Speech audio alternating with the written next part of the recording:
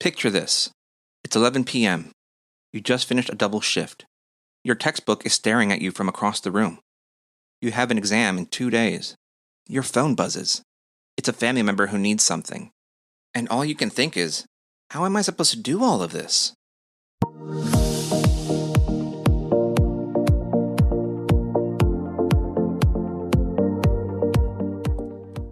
Welcome back to MAP, Medical Pathways for Success, the podcast where we learn, grow, and succeed together. I'm Fred Nazario Alvarado, and if you've ever felt like you're being stretched too thin, like there just aren't enough hours in the day, this episode is for you. Today we're talking about balance, not the Instagram perfect kind, but the real, messy, substantial kind that actually works. Let's be honest, it's not easy. Some days it feels like you're being pulled in every direction. But balance isn't about having endless hours in the day. It's about using the time you do have with purpose. Maybe you're studying late after a long shift. Maybe you're managing your household while chasing your certification. Whatever your story looks like, this episode is here to remind you that you can do this. Because your journey in healthcare isn't about learning skills. It's about building strength, focus, and resilience. So take a deep breath, grab your notes, maybe your coffee, and let's talk about how to bring balance back into your journey.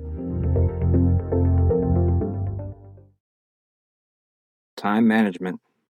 It's one of those topics everyone talks about, but few people really master. When you're balancing school, work, family, and trying to have a life on top of that, it's easy to feel like there's just not enough time in the day. But here's the thing. It's not about having more time. It's about using that time you already have with purpose. The first key is to start thinking in terms of weeks, not days. When you only plan day to day, you end up playing catch-up, reacting to whatever comes your way. But when you plan your week, you start making intentional choices. Try this. Set aside 10 to 15 minutes on Sunday night or Monday morning. Look at your work schedule, class times, upcoming tests, family commitments, and lay it all out. Then build around those anchors. If you know you have a big test on Thursday, don't wait until Wednesday night to cram. Schedule study sessions across the week in smaller chunks. That's distributed learning, and it helps your brain retain information longer. Another powerful approach is time blocking. Think of your day as blocks of energy, not hours on the clock.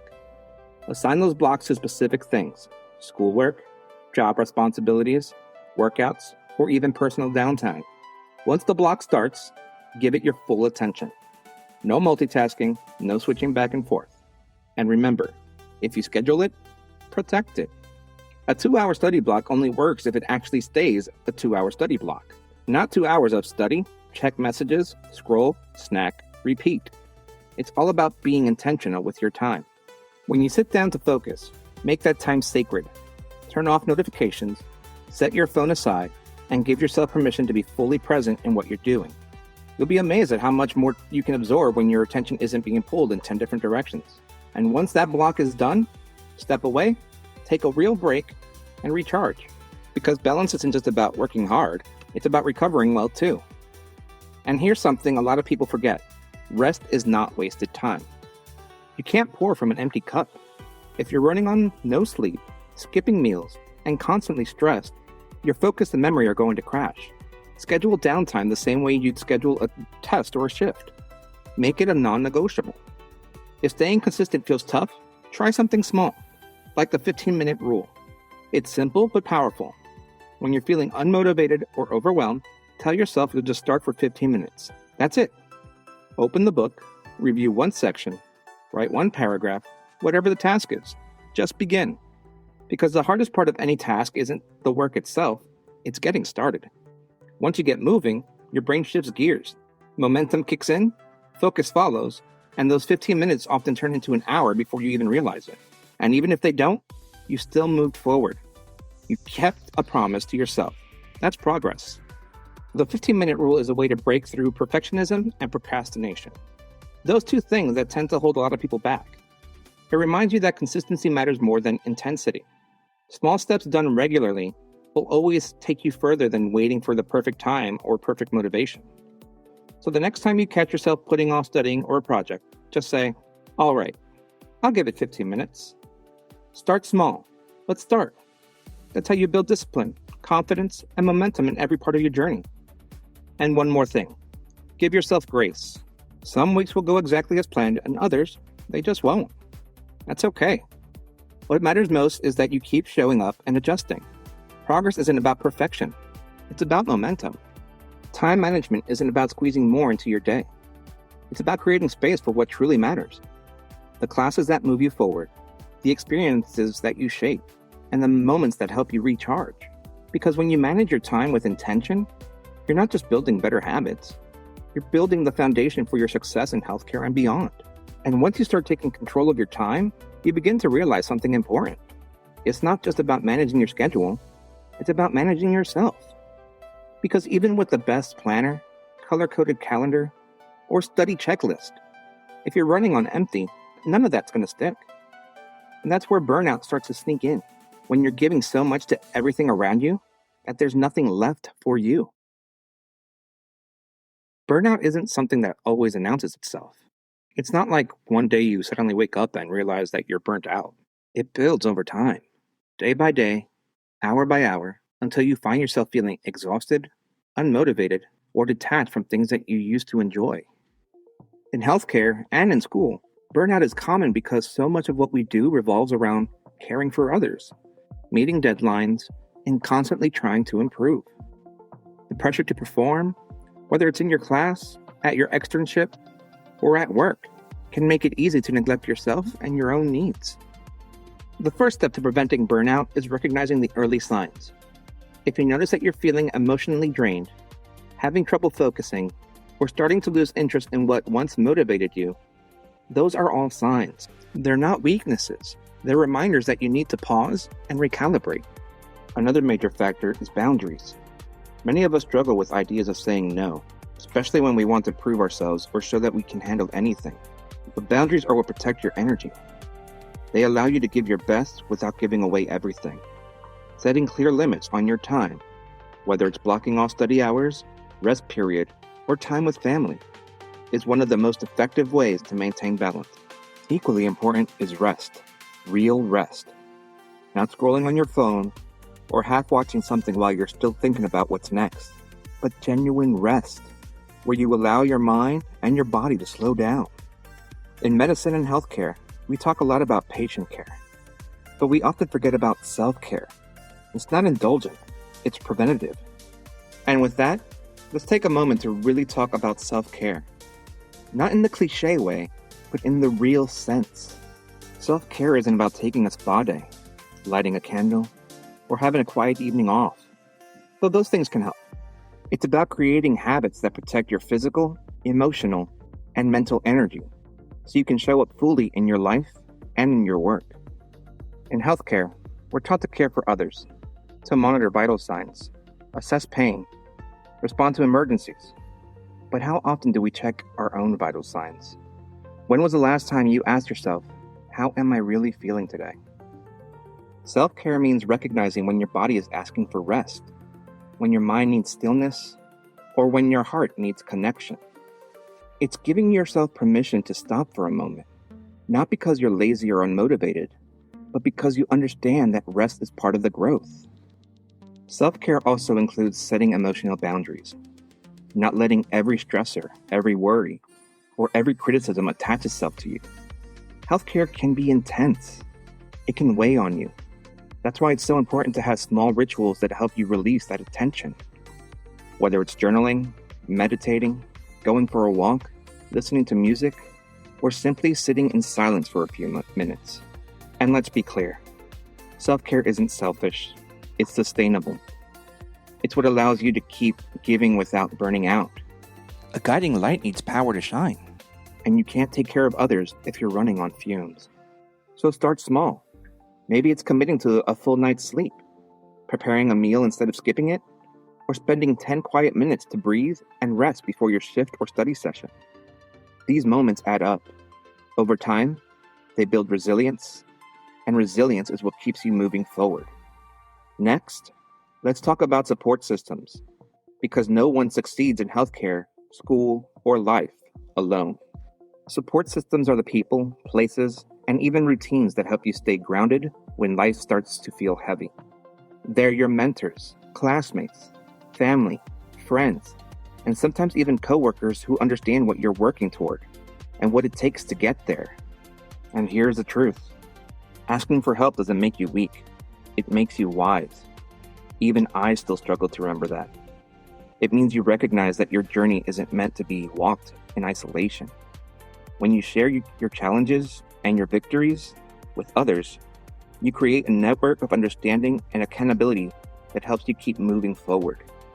For students and professionals in healthcare, support systems can take many forms. Maybe it's a classmate you study with, someone who keeps you motivated when you'd rather give up. Maybe it's a mentor or instructor who reminds you that growth comes from every challenge. Or maybe it's a friend or family member who listens without judgment when you need to vent after a long day. And let's not forget, support doesn't have to come from just people. It can come from your environment too. Maybe you have a quiet space you've created just for studying, a playlist that helps you focus, or a small daily routine that reminds you to breathe. All of those things are part of your support system. The key is recognizing that you deserve support. You're not a burden for needing encouragement or for admitting that something feels hard. That's being human. And in a field that demands so much from you, mentally, emotionally, and physically, leaning on others is what helps you stay strong. So take a moment to think about who's in your corner. Who are the people cheering for you, even quietly? Who can you reach out to when things feel overwhelming? And just as importantly, who can you be that support for? Because the beauty of building support systems is that they don't just hold you up. They remind you that you're part of something bigger. You're part of a community of people who are learning, growing, and striving to make a difference in the world of medicine. And as you think about your support system, the people, the spaces, and the moments that lift you up, don't forget one more vital piece of support: your why. Your why is the foundation beneath everything you're working toward. It's what gets you out of bed when you're exhausted, what keeps you pushing when the material feels overwhelming, and what reminds you that every long night of studying or early morning shift means something. Maybe your why is to make a difference in people's lives. Maybe it's to build a better future for your family, or to prove to yourself that you can do something that once felt impossible. Whatever it is, your why gives you your purpose to continue doing what you're doing. It's easy to lose sight of that when you're juggling school deadlines, work responsibilities, and life outside of it all. But when you reconnect with your why, when you pause for just a moment and remind yourself why you started, everything comes back into focus. So when things feel tough, don't just push harder. Pause and remember. Picture the version of yourself who decided to take this path. The one who said, "I'm going to do this." That version of you still lives right here. Still capable, still determined, and still worthy of that dream. Because the truth is, your why isn't just what keeps you moving forward. It's what brings meaning to every single step along the way. So, as you hold on to that why, let it become more than just a thought. Let it be your anchor. Because when you're anchored in your purpose, everything else starts to find its rhythm again. That's what brings us to something I think we all wrestle with at some point. How to stay motivated when things feel out of balance. Because it's one thing to know your goal, and another to keep going when life keeps adding more to your plate. In this next part, we're diving into how to protect your motivation, even when you feel drained, and how to keep your sense of balance steady no matter what comes your way. Let's talk about what it really means to keep your purpose at the center, even when the world feels like it's spinning faster than you can catch your breath. When life gets hectic, and let's be honest, it will, motivation can start to feel like it's slipping away. Between work, school, family, and everything else, you can start to question if you're really cut out for this. But here's something I want you to remember. Motivation isn't something you find once and keep forever.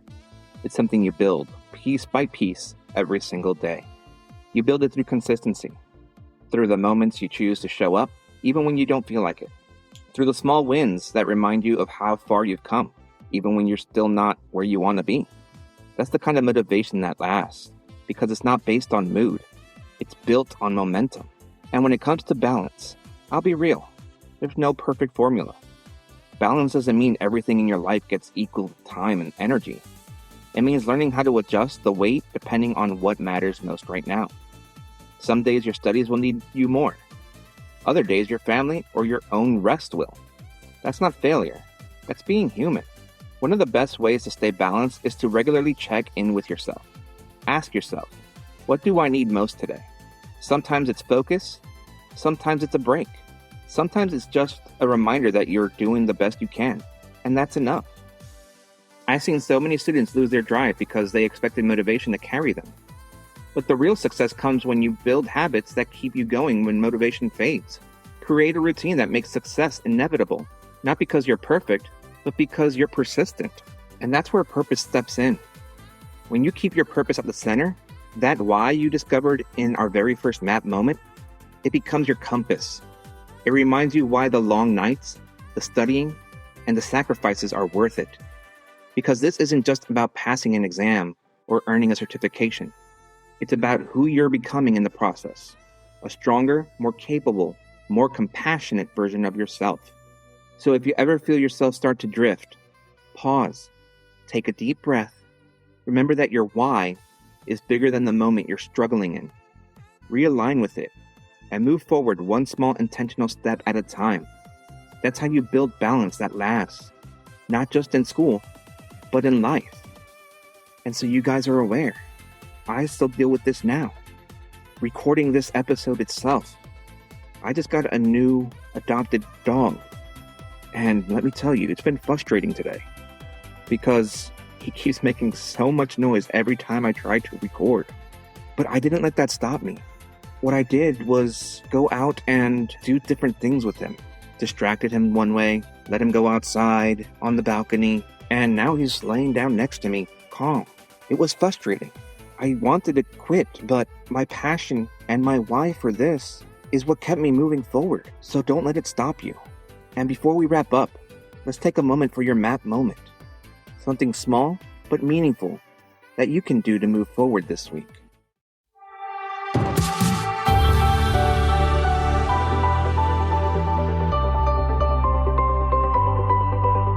It's time for your map moment. A quick little push to keep you going. Stay focused, keep strong. Your pathway to success is on. This week, I want you to identify one boundary you can set to protect your time or energy. It doesn't have to be huge. Maybe it's turning your phone on Do Not Disturb for 1 hour while you study. Maybe it's saying no to one extra task that can wait. Or maybe it's committing to give yourself one night a week to truly rest without guilt. Boundaries aren't about shutting people out. They're about creating space for the version of you that's growing. Protecting your time isn't selfish. It's strategic. Because when you take care of yourself, you can show up stronger for everything and everyone else. So this week, take that one small step. Set your boundary. Hold it with confidence. And remind yourself, your goals deserve protected space to grow. Balancing life, work, and school isn't easy, but it's possible. You don't have to have it all figured out, and you don't need to move at anyone else's pace but your own. Progress in this journey isn't measured by perfection. It's measured by persistence. Every class you attend, every late night spent studying, and every small step you take toward your goal is part of your path forward. When things feel heavy, remind yourself that you're not just learning skills. You're building resilience, discipline, and compassion. The very qualities that define true professionalism in healthcare. The balance you're fighting to create right now is shaping not only your career, but the kind of care you'll one day give to others. So give yourself permission to grow at your own pace. Keep showing up, one intentional step at a time, and trust that each effort, no matter how small, is mapping out the professional you're becoming tomorrow. I know some of you are wondering when the interview episodes are coming. So I want to give you a quick update. They are happening.